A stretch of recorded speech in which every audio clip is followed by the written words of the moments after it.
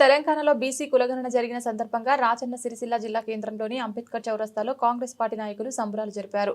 ఈ కార్యక్రమానికి ముఖ్య అతిథిగా కాంగ్రెస్ పార్టీ సీనియర్ నాయకుడు మాజీ ఎంపీ వి హనుమంతరావు హాజరై రాహుల్ గాంధీ చిత్రపటానికి పాలాభిషేకం చేశారు.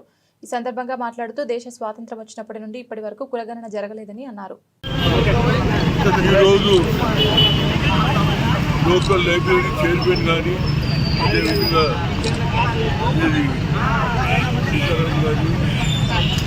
మిగతా నాయకులందరికీ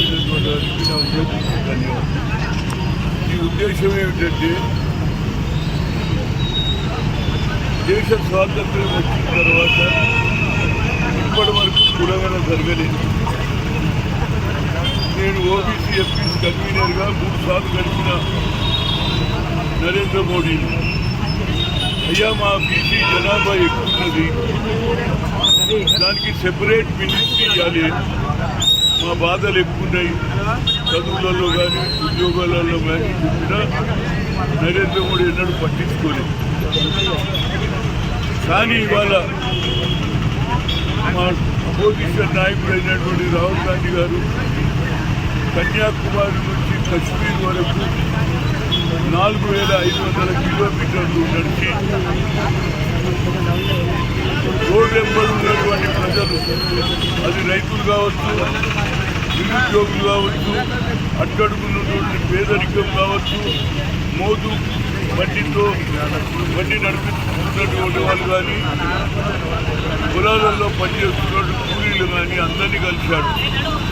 ఆయనకు ఎవరికి రాని ఆలోచన వచ్చింది, ఏమిటి ఇంత పెద్ద సంఖ్యలో ఉన్నారు, సరి అయిన న్యాయం జరగాలంటే ఆయన ఒక మాట్లాడు, we come to the power, wheel conduct caste wise census అన్నాడు.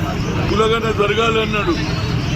అదే ఆలోచన రాష్ట్ర ముఖ్యమంత్రి రేవంత్ రెడ్డి గారు కానీ, బీసీ మినిస్టర్ పున్నం ప్రభాకర్ క్యాబినెట్లో నిర్ణయం తీసుకొని అసెంబ్లీలో బిల్లు పాస్ చేసి ఆర్డినెన్స్ కూడా తీయడం జరిగింది. దీనికి అపోజిషన్ వాళ్ళు ఎంతసేపటికి జరగదు, పని కాదు, ఇంకోటి ఏమంటారంటే ఇది ముస్లింలకు రిజర్వేషన్ మేము ఒప్పుకోమంటుంది. బాబు ఉత్తరప్రదేశ్లో 5% రిజర్వేషన్ ఇస్తున్నారు, మరి ఈడెందుకు వద్దంటున్నారు?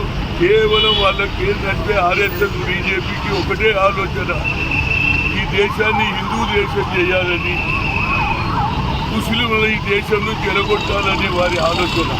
కానీ స్వాతంత్ర్యం తెచ్చినప్పుడు ప్రతి ఒక్కరు మౌలానా మొదలు పెడితే ఎంతోమంది ముస్లిం నాయకులు, హిందూ, ముస్లిం, సిక్, ఇసాయి అందరూ కూడా ఆనాడు మహాత్మా గాంధీ ఎంబడి, పండిట్ జవహర్లాల్ నెహ్రూ ఎంబడి, సర్దార్ వల్లభాయ్ పటేల్ ఎంబడి, మౌలానా